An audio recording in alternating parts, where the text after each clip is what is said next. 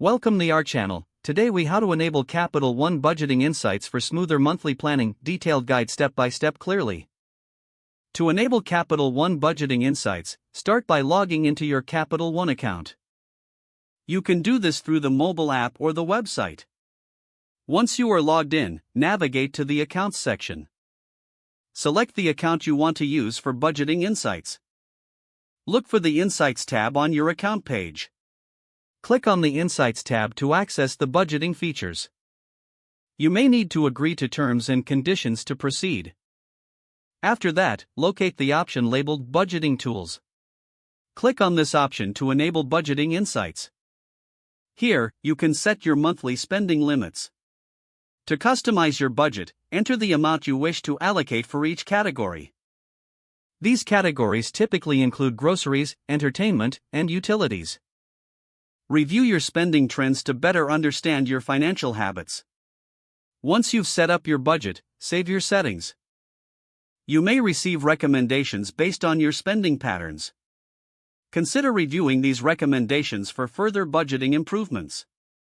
Check back regularly to monitor your progress. Make adjustments to your budget as necessary for upcoming months. Utilizing these insights will help streamline your monthly financial planning. This process can lead to more effective money management over time. If the page does not load, refresh the browser or try again in a private or incognito window.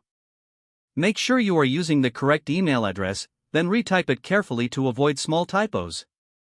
If your password is not accepted, use the reset option and create a new strong password you can remember.